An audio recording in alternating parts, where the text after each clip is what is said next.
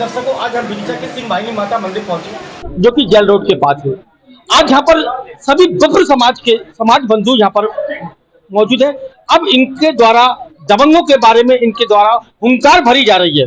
इनका ये कहना कि ये परशुराम जी के वंशज है, लेकिन इनके द्वारा आज क्यों बैठक की गई है, इस संबंध में हम जाके जो विप्र समाज के जो वरिष्ठ लोग हैं, पुजारी है ब्राह्मण के समाज के, उनसे चर्चा करेंगे आखिर ऐसा क्या हुआ। उनके द्वारा आज वहाँ पर उनको एक हुंकार भरने की आवश्यकता पड़ी है और उन्होंने कहा कि जब जब कोई ब्राह्मण से टकराया उसका गलत हुआ, तो आज हम उनके इस संबंध में उनसे चर्चा करेंगे क्या मामला पूरा।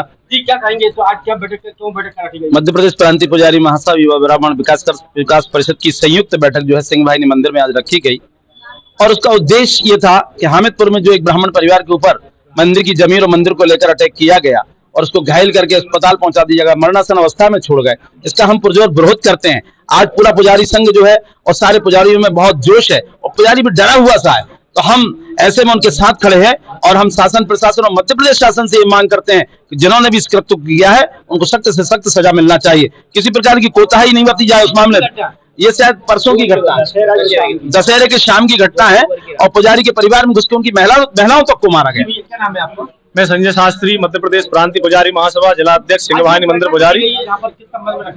हमीरपुर में पुजारी के ऊपर जो हमला हुआ उसके संबंध में आज श्री सिंह वाहिनी मंदिर पर बैठक रखी गई है और हम इस चीज का बहुत जोर शोर से विरोध करते हैं, क्योंकि हमें इस चीज का दुख नहीं है कि पुजारी के ऊपर मारपीट की, हमें उस चीज का दुख है उनकी महिलाओं पर मारपीट की गई, स्त्रियों पर मारपीट की गई। हम तो चाहेंगे, जमीन है वहाँ 45 बीघा के लगभग जमीन है जो मंदिर के नाम है और उनकी 7वीं पीढ़ी जो आज पूजन कर रही है। 7 पीढ़ी से कोई नहीं था लेकिन उनकी 7वीं पीढ़ी पूजन कर रही है, 7वीं पीढ़ी किसी ने छेड़ा नहीं है।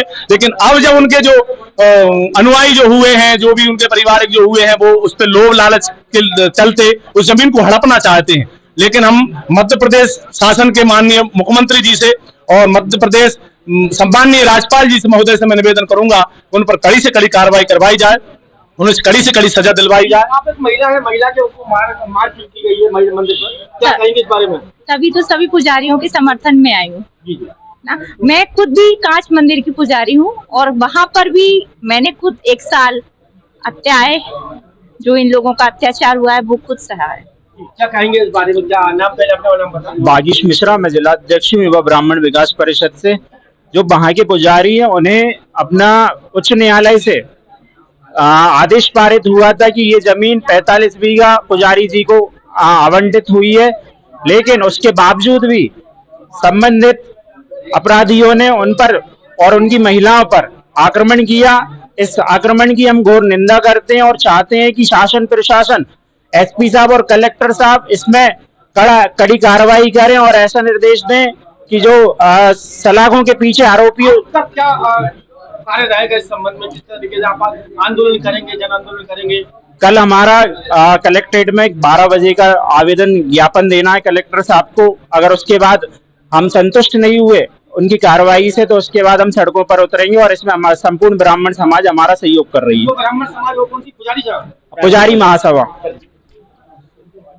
तो आपने सुना, पुजारी महासभा और युवा ब्राह्मण परिषद के पदाधिकारी यहाँ पर हैं और उनके द्वारा बताया गया है कि बासोदा तहसील, विदिशा जिले की जो तहसील बासोदा है, बासोदा के जो हमीदपुर गांव में एक पुजारी है, उनके पास पुश्तैनी 7 पीढ़ियों से वह उस मंदिर पर पूजा अर्चना कर रहे थे, द्वारा उनके साथ दशहरे के दिन मारपीट की गई है। अब सवाल यहाँ पर यह था कि पुजारियों के साथ मारपीट होना ये कहीं ना कहीं दुर्भाग्य की बात है, जबकि यहाँ पर जो पुजारी महासंघ के पदाधिकारी है वो बताते हैं कि यहाँ पर उनके जो हाई कोर्ट का भी जो उनके पास आदेश है, जिला कलेक्टर का भी उनके पास आदेश है, तो उनके साथ दशहरे के दिन मारपीट होती है। सबसे बड़ी बात तो ये है कि महिलाओं के साथ ही मारपीट होती है और आज वो विदिशा से रिफर होकर हमीदी अस्पताल में जिंदगी और मौत से जंग लड़ रहा है।